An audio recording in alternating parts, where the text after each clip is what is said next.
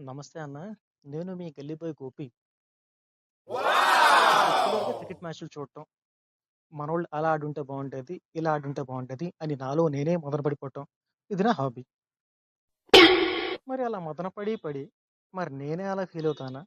మరి మనోళ్ళందరూ అంతే ఫీల్ అవుతారా? అంటే క్రికెట్ ఫ్యాన్స్ అని తెలుసుకుందాం అని చెప్పి ఈ వీడియో చేస్తున్నాను. మరి ఈరోజు ఎర్లీ మార్నింగ్ అంటే అదే ఆస్ట్రేలియా వర్సెస్ ఇండియా మ్యాచ్ మనోళ్ళందరూ చూసే ఉంటారుగా. మరి నేను చూసాను. క్రికెట్ పిచ్చి గదా!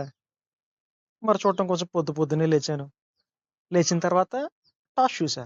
టాస్ మనోళ్ళు బ్యాటింగ్ అని తెలిసింది. గెలిచింది ఆస్ట్రేలియా వాళ్ళు టాస్.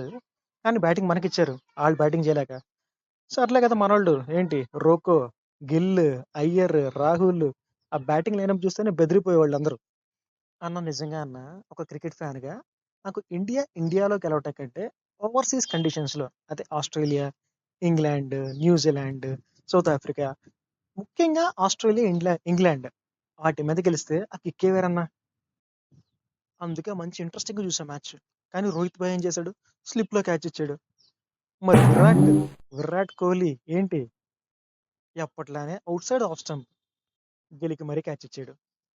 మరి మన టీమిండియా ప్రిన్స్ శుభ్మన్ గిల్ అదే అన్న మన న్యూ కెప్టెన్ ఏమయ్యాడు? లెగ్ సైడ్ క్యాచ్ ఇచ్చాడు. ఇలా ఆడితే ఎలా అన్న? ఆల్రెడీ మన మధ్య ట్యాగ్ ఉంది. ఫ్లాట్ పిచెస్ మీదే బ్యాటింగ్ చేస్తామని. అది కొంచెం దులిపేసుకోవాలి కదా! తర్వాత శ్రేయస్ అయ్యర్ మంచి ఫామ్‌లో ఉన్నాడు. కానీ మరి పాపం ఫీల్ అయినట్టున్నాడు. మన టెస్ట్ మ్యాచ్‌లు సెలెక్ట్ చేయలేదని చెప్పి. అందుకే ఓడిఐలు సరిగ్గా ఆడలేదేమో అన్నా. కాస్తో కూస్తో సీనియర్ ప్లేయర్స్‌లో బాగా ఆడింది మన రాహుల్ భాయ్. మరి రాహుల్ అన్న మాత్రం బాగా ఆడాడు ఉన్నంత సేపు. కానీ కరెక్ట్ స్టాండ్ దొరకలే అన్నకి అవతల ఎండ్ నుంచి. మన వాషింగ్టన్ సుందర్ అన్న పాపం సుందరంగా ఆడటానికి ట్రై చేశాడు. కానీ పాపం కుదరలే ఈరోజు. అంత టైమింగ్ దొరకలే అన్నకి ఈరోజు. మనోళ్ళు అంతా ఇంత స్కోర్ చేశారంటే అది మన తెలుగు అన్న ఎవరు? నితీష్ కుమార్ రెడ్డి అన్న పుణ్యమే మరి. లాస్ట్‌లో 2 సిక్స్‌లు చూసావుగా ఎలా కొట్టాడో స్టాండ్స్‌లో పడ్డాయి ఎళ్లి.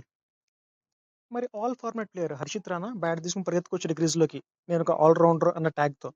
ట్యాగ్ అంటే మనమీలా గంభీర్ ఇచ్చాడు. రాటన్ ఆడాడు సెకండ్ బాల్ గాల్లోకి లేపాడు బాల్. బాల్ స్టాండ్స్‌లో చూస్తుంటే నేను ఎక్కడ పోలా బాల్ కీపర్ చేతిలో ఉంది. అన్న ఔట్ అయ్యాడు. పాపం గంభీర్ ఫీల్ అయినట్టున్నాడు. కానీ ఆ ఎక్స్‌ప్రెషన్ చూపియలే టీవీ వోడు. మిస్ అయిపోయాను నేను.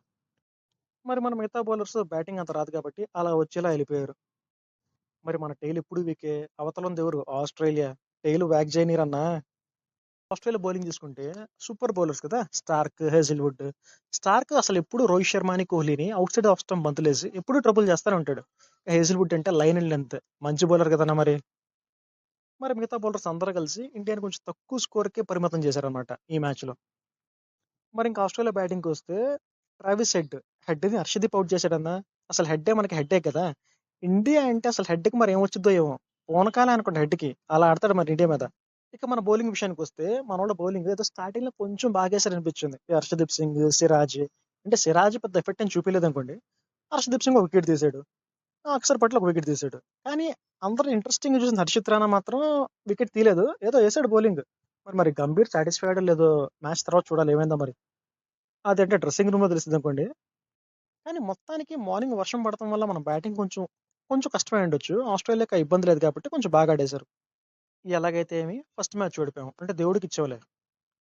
మొన్న రోహిత్ శర్మ అన్న ప్రాక్టీస్ చేస్తున్నప్పుడు 6 కొడితే బాల్ స్టేడియం బయటికెళ్ళి అన్న కారద్దాలే పగలగొట్టింది. కానీ ఈసారి అన్న రోహిత్ అన్న 6 కొడితే మనద్దాలు కాదు పగలాల్సింది. ఆస్ట్రేలియాలో కారద్దాలు పగలాలి. మరి మన కోహ్లీ బాయ్ ఒక 6 మంత్స్ ఇంగ్లాండ్‌లో ఉండాడు. మనకు ప్రాక్టీస్ చేసాడో లేదో మొన్న ఇండియా వచ్చాడు. మొత్తానికి సెకండ్ మ్యాచ్ మాత్రం గట్టిగా గెలవాలన్నా. మరి మీరు మాత్రం మన ఛానెల్ చూస్తూ సబ్స్క్రైబ్ చేయండి. తెలుసు కదా!